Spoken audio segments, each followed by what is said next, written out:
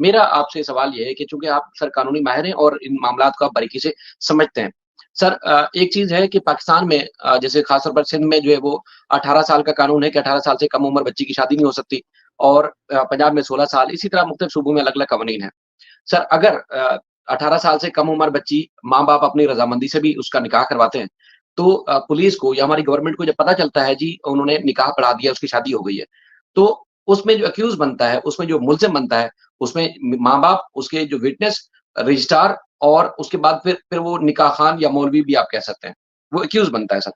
तो यहाँ कानून है तभी तो बनता है और कई ऐसे हैं जो मौलवी का उनको ऐसा नहीं है कि उनको एसेसना हासिल हो, इम्यूनिटी हासिल हो कि उनको जो है वो निकाह पढ़ा है, गलत पढ़ा है, ठीक पढ़ा है, कानूनी चीज़ों को उन्होंने देखा है, नहीं देखा। लेकिन ये है कि उनके खिलाफ कोई केस नहीं हो सकता, ऐसा नहीं है। लेकिन उनके जो भी निकाह पढ़ाने आ रहा है, चाहे मौलवी है या रजिस्ट्रार है, तो उसका सबसे पहला फर्ज़ ये बनता है कि जो शादी हो रही है, वो कानूनी हो रही है या नहीं हो रही? उनके ऊपर तो लाज़िम है और चूँकि उन्होंने ये शादी करवाने के बाद एक अपना उन्होंने एक मैरिज सर्टिफ़िकेट जारी करना होता है, जो कुछ अरसे के बाद हमारा जो है नादरा में और वहाँ इंडिया में उनका अपना जो डिपार्टमेंट होगा, वहाँ उसकी बाकायदा रजिस्ट्रेशन होती है शादी की, कि ये वैलिड शादी फलाँ उसका हस्बैंड और फलाँ उसकी वाइफ़ है। अच्छा, मोमिन मलिक साहब ने पंडित को भी इसमें पार्टी बनाया है। अब पता ये चला है कि जी लोग उन पे इस बात पे भी ऑब्जेक्शन कर रहे हैं कि जी पंडित का क्या कसूर है? पंडित का काम थोड़ी है ये चीज़ चेक करे कि भाई शादी कानूनी हो रही है, गैर कानूनी हो रही है। तो सर आप कानूनी माहिर हैं, आप ज़रा बताइए क्योंकि आप लॉ इंडियन भी हैं और पाकिस्तानी भी, आप उसमें पढ़ते भी रहते हैं। क्या ये पंडित साहब का कसूर नहीं है कि आप जो शादी पढ़ा रहे हैं, आप सवाल उठाएँ, पूछें उनसे कि ये जो शादी हुई है, क्या उसकी पहले कन्वर्जन उसकी ठीक दुरुस्त तरीके से हुई थी? और मैं जो शादी पढ़ा रहा हूँ, उसकी शादी करा रहा हूँ, उसकी जो कानूनी और मज़हबी पहलू हैं सारे उनका मैं मद्देनज़र रख रहा हूँ या नहीं? जी, बिल्कुल। शाहिद भाई देखें, आपने बड़ा अहम सवाल जो है वो पॉइंट हाइलाइट किया है। आप देखें कि ये जो मैरिज करवा पंडित या आप निकाह रजिस्ट्रार, यहाँ पे हम जो हमारे इस्लामिक लॉ में जो होते हैं मौलवी हज़रात, मुल्ला हज़रात, उनको हम निकाह रजिस्ट्रार भी कहते हैं। क्योंकि वो जो इन्फॉर्मेशन प्रोवाइड करते हैं, वही मैरिज रजिस्ट्रार या गवर्नमेंट का जो इंस्टीट्यूशन है, उसी इन्फॉर्मेशन के ऊपर वो आगे प्रोसीड करते हैं। तो ये एक तरह का बेसिक बहुत अहम रिस्पॉन्सिबिलिटी होती है पंडित की। यहाँ पे जो मोमिन मलिक साहब ने पंडित को इन्वॉल्व किया है, बेसिकली वो कोई रिलीजियस फैक्टर को हिट करना उनका ऑब्जेक्ट नहीं है कि वो पंडित किसी पंडित के सवाल उठाएँ या उनको कुछ करें या कुछ ऐसा मामला। वो हमारे लिए तमाम जो पंडित हैं वो रिस्पेक्टेबल हैं और सबसे पहले ये मैं चीज़ क्लियर कर दूँ। लेकिन यहाँ पे अगर मोमिन मलिक साहब की जगह पे मैं होता, तो मैं तो ये भी चेक करवाता कि ये पंडित भी है या कोई जाली बावर्ची उठा के ले आए हैं, ठीक है? सबसे पहले जिस तरह का उसने निकाह करवाया है, क्योंकि वो मैं नहीं कह रहा, वो जो हमारे प्लेटफ़ॉर्म पे इंडियन लोग आते हैं, वो बताते हैं कि उसे तो मंत्र भी नहीं सही पढ़ने आते। तो हम किसी भी शख्स को अगर एपी सिंह ला के बैठा देगा कि कपड़े पहनाकर कि ये पंडित है, तो हम तो मान लेंगे कि हाँ, वो पंडित है, ठीक है? इस तरह से तो सीमा हैदर भी कहती है कि मैंने सनातन धर्म इख्तियार कर लिया, मुझसे बड़ा कोई हिंदू पैट्रियॉट नहीं है, मेरे से बड़ा हिंदुस्तान का कोई वफ़ादार नहीं है, मेरे से बड़ा कोई सनातन धर्म इख्तियार करने वाला बंदा नहीं है, तो क्या फिर हम उसे दुरुस्त है कि आया वो पंडित है या वो भी कोई इसका सहूलतकार है। बाद में पता चले जी वो एपी सिंह का बावर्ची निकल आया है, ठीक है? या कोई और बंदा निकला है, तो फिर आप क्या करेंगे? तो ये बेसिकली रिलीजियस फैक्टर को छेड़ने की बात नहीं है, क्योंकि पंडित साहब की रिस्पॉन्सिबिलिटी बनती थी, सबसे पहली रिस्पॉन्सिबिलिटी बनती हाँ भाई दूल्हा-दुल्हन कौन है? ठीक है? दुल्हन की वाइफ क्या है? उसकी प्रोफाइल क्या है? वो सबसे पहला सवाल ये बनता है दुल्हन तलाक याफ्ता है या शादीशुदा है, ठीक है? ये सवालात वो हैं जो मैरिज रजिस्ट्रार पूछेगा आपसे। अगर वो डिवोर्सी है तो उसका डिवोर्स सर्टिफिकेट किधर है? अगर वो कुँवारी लड़की है तो उसका फादर किधर है? उसके फादर की परमिशन है, ठीक है? या उसका फादर वहाँ पे एपी सिंह बन गया था? मुझे बताएँ। ठीक है? हुँ। या उसका भाई बेबी सिंह बन गया था, उसका ससुराल किधर है? तो यहाँ पे बहुत सारे वो सवालात हैं जो लीगल क्वेश्चन होते हैं, ठीक है? उनकी रिस्पॉन्सिबिलिटी होती है क्योंकि गवर्नमेंट इदारे वो पंडित साहब के ऊपर इतना डिपेंड कर रहे होते हैं, ब्लाइंड फेथ कर रहे होते हैं कि जो इन्फॉर्मेशन वो प्रोवाइड कर देंगे, वही इन्फॉर्मेशन आगे जाके रजिस्टर्ड हो जाएगी, ठीक है?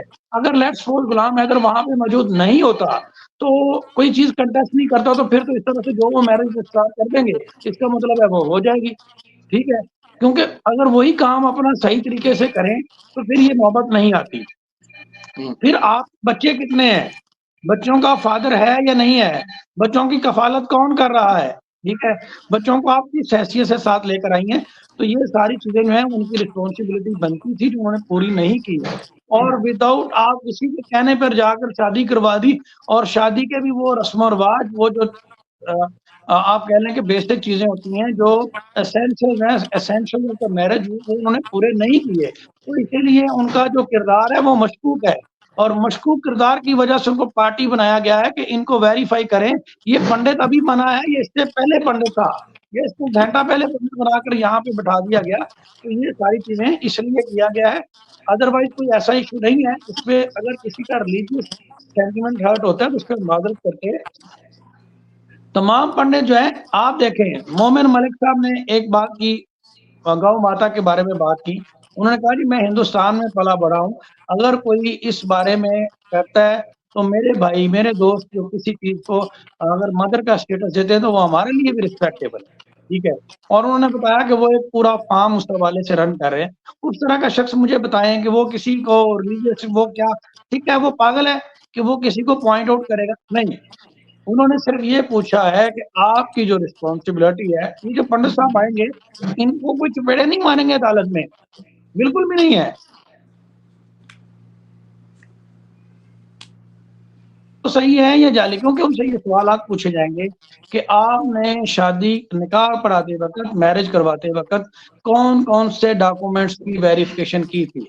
किस बेस के ऊपर आपने कर लिया जो कि एक इल्लीगल ट्रेसपासर है? आपने अपनी जो प्राइमरी रिस्पॉन्सिबिलिटी है वो पूरी की है या नहीं की? तो यही उनका रोल है और अगर वो इस चीज़ को ओन करते हैं मैरिज को तो देन उसको प्रूव करना पड़ेगा कि ये मैरिज किस तरह से लीगल है क्योंकि वो उस चीज़ का ज़िम्मेदार है, ठीक है? यहाँ पे तो जब कोई पंडित ऑन कर लेता है तो वो मैरिज लीगल कंसीडर की जाती है। अगर कोई मौलवी कर लिया जाए तो वो अगर अपनी बात को समझ लें कि ये शादी की है, तो उन्हें सिंपल सी बात है वो ही शादी कोई तलवार नहीं चलाई मोमिन मलिक ने। इतने सिंपल ये बात की है देखिए, मैं यहाँ कि पर थोड़ा-सा ऐड करना चाहूँगा। जैसा जी। आप देखते हैं कि मुझे आपको जो हम लोग पाकिस्तान में रहते हैं स्पेसिफिकली हमको हिंदू के कल्चर के बारे में, उनकी रसूमात के बारे में उस तरह की इन्फॉर्मेशन नहीं है, जैसे वहाँ के लोग रहते हैं या उनको इस बारे में इन्फॉर्मेशन है। अब मैं आप सबके सामने बड़े इस बात को क्लियरली कहता हूँ कि मुझे जितने ज़्यादा मैसेजेस आए हिंदुओं की तरफ से कि ये शादी में जो रसूमात हैं, इनका ना सर है ना पैर है। कोई रस्म भी ठीक तरह से अदा ही नहीं की गई। सवाल ये आता है अगर मैं ये बात करूं या फयाज साहब ये बात करें या शाहिद भाई ये बात करें तो समझ में आता है कि हमें तो इल्म ही नहीं है इतना ज्यादा, हम तो यूज टू ही नहीं है इस तरह की शादी देखने के। इंडिया में रहते हुए और हिंदू मजहब की खवातीन जब ये बात करती हैं, जो औरतें जब ये बात करती हैं, तो ये समझ में आता है कि चूंकि उनको ये सारे प्रोसेस में से गुजरना होता है, उन्होंने अपने बच्चों की शादियां की हैं, अपनी शादियां की हैं, उसके अलावा जो इस खानदान में ये सारे मामला हुए हैं, तो they know much better than everybody else. तो वो जब पॉइंट आउट करती हैं ये बात, तो फिर ये बात समझने वाली होती है कि वाकई कहीं ना कहीं झोल है। ये बात उतनी क्लियर नहीं जितनी नजर आ रही है या जिस तरह से ये दिखाई जा रही है। तो हकीकत बात यह है कि ये शादी कम और ढोंग ज्यादा था। इसी चीज को तो जस्टिफाई करना था, इसी चीज के बारे में हमने समझना था कि आखिर ये जो हुआ है, जिस तरह आप देखें कानूनी नुक्ता निगाह से देखा जाए तो कितने सारे क्वेश्चन उठते हैं। तो पंडित जी को डेफिनेटली बुलाना चाहिए। और एपी सिंह का क्या करेक्टर है और क्या मामला है, ये तो एक बड़ा अजीब किस्म का करेक्टर है जो हर जगह पर सिर्फ और सिर्फ इसलिए आ जाता है कि इसको अपना जाती मुफाद होता है।